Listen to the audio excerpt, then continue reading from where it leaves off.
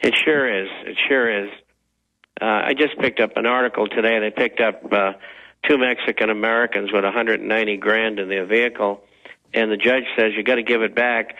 And the police department didn't give it back because Homeland Security scooped it and said it belongs to us because they're drug dealers, which they're not. It's just another example. These people do anything they want. Well, they claimed in San Diego the guy's house was full of bombs. He said, this is on record, AP, let me back in to prove they're not bombs. He's not convicted. They blow up the house, burn it down, and are now going to convict him with no evidence. They could show up at anybody's house and burn it down now and say there were bombs inside of it. I mean, due process is going out the window here.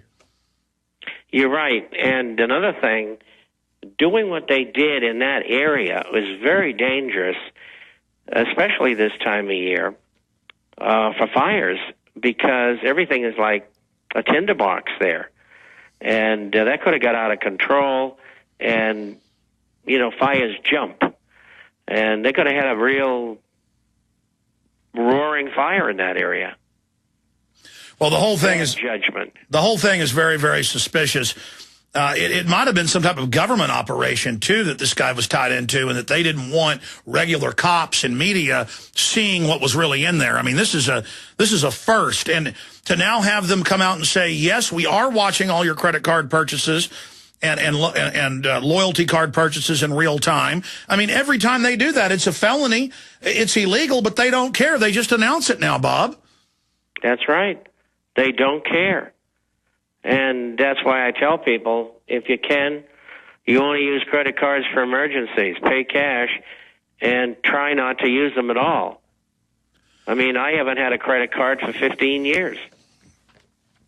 Bob, what do you make of Glenn Beck this week admitting FEMA camps, admitting military planning to round us up? He's gone from saying we're liars and that we should have the military come after us as dangerous people to now many episodes literally channeling yours truly.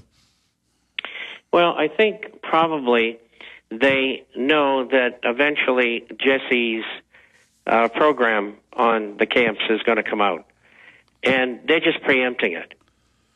That's what I think they're up to. They want to get their piece of the meat first, and then when Jesse's is allowed to run, which will happen eventually, then they can say, well, we already talked about that. We told you all about that.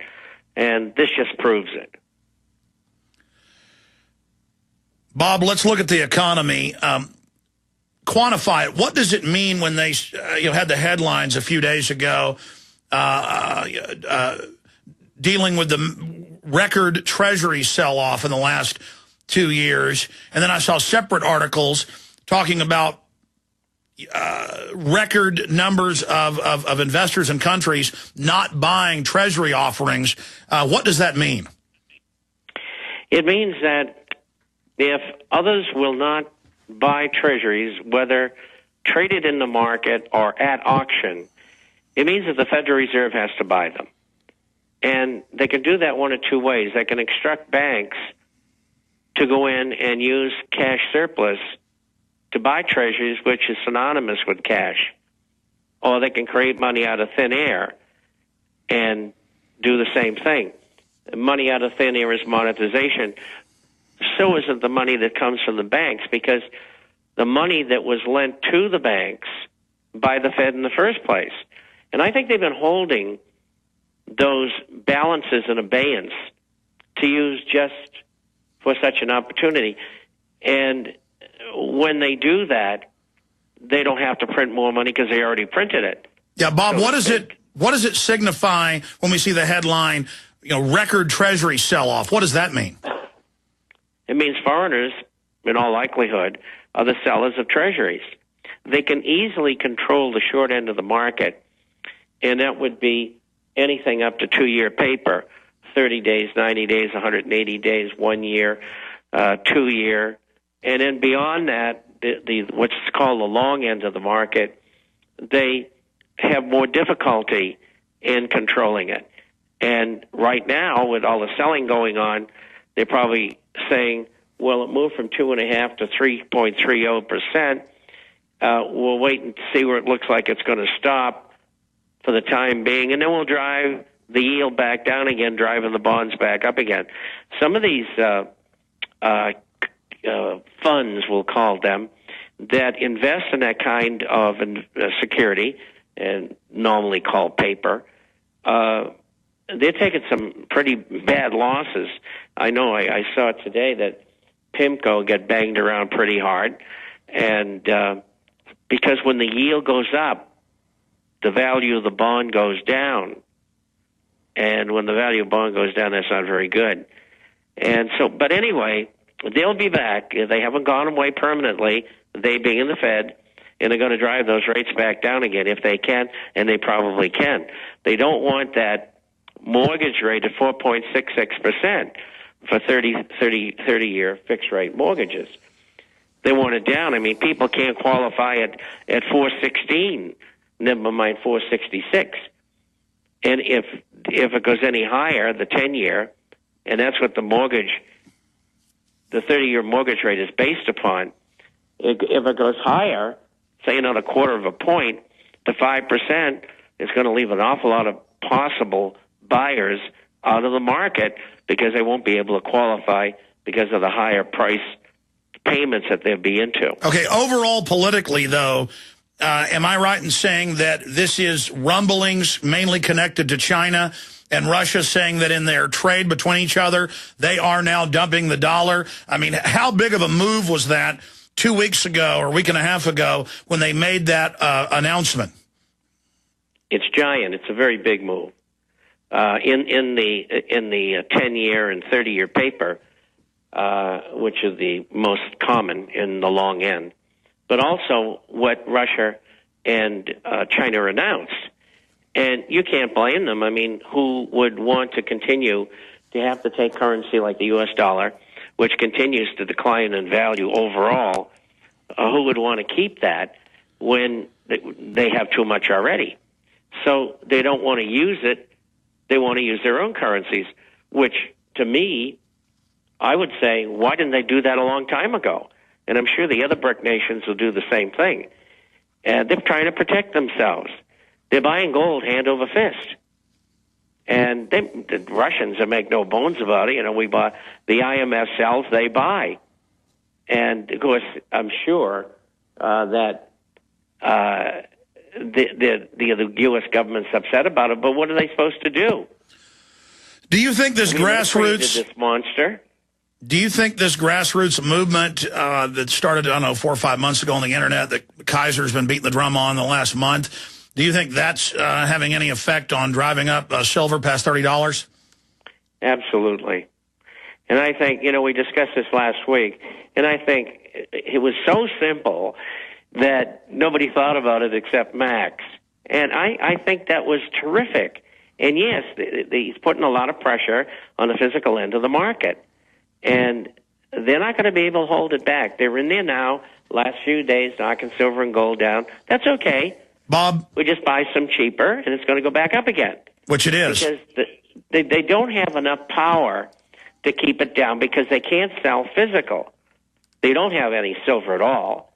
Well, that's my next question. Yeah, in your 50 years of tracking this, I've just been watching it for 15 or so, but am I correct from your research in saying that I'm calling local coin shops. I'm talking to people around the country. Either they're sold out or there's huge premiums from their wholesalers, so they've got to charge a lot more to their customers. And the gap between what spot silver and gold is getting wider and wider between reality, what silver and gold are actually selling for in reality. And as that gap gets wider and wider, it's going to pull the false spot number towards the real number inexorably. Absolutely. It was just a piece of deft magic. And yes, as we discussed last week, losing $5 or $10 billion is not going to put those two banks out of business. But what it shows is, and you said this yourself, we are bringing the fight to the enemy. And they have not had that happen before. And I absolutely love it.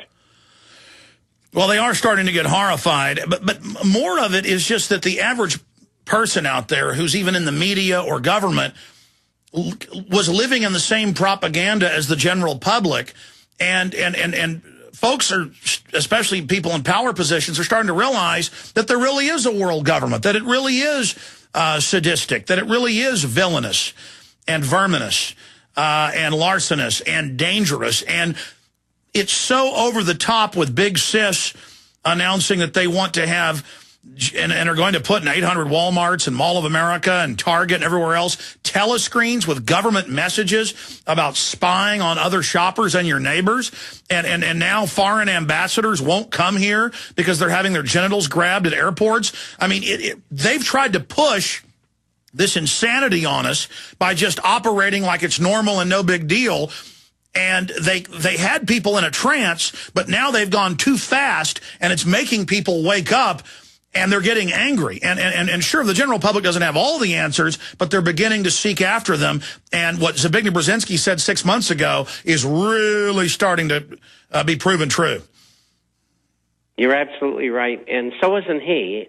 He started this information to his friends about 2 years ago. And we talked about it on the program. And they're terrified. No one's ever brought the battle to them before, whether it was in 1348 or 1620. This is it. We've got the internet, we got talk radio, and we tell the people the truth, and they can't handle the truth. And so they have problems. And when they have to expedite programs, it makes them make mistakes. And the more mistakes they make, the more possibility is more people are going to wake up, and their programs are not going to work because they're going to get neutralized. And that's what you're doing on the radio with your program. You're killing them, absolutely killing them verbally. Well, that's why they want provocateur events like the WikiLeaks as a pretext to start cracking down on the press. And they've got bills introduced. We've been covering them. There's new ones here in the stack where if you report on any type of leak, which has always been the bedrock of the First Amendment, that you're going to get hard prison time. The system is desperate to clamp down because they've tried to make all their crimes secret. We have a right to know. This claim of national security, it's a fraud. Real national security is having a transparent government. The real threat is having a secret government. We know what those always turn into. And you know what? It could be a big turning point is Bernie Sanders and Ron Paul. We'll call them the odd couple politically. And Ron is going to run the subcommittee. Mr. Bacchus has said that he's going to appoint him, as you well know.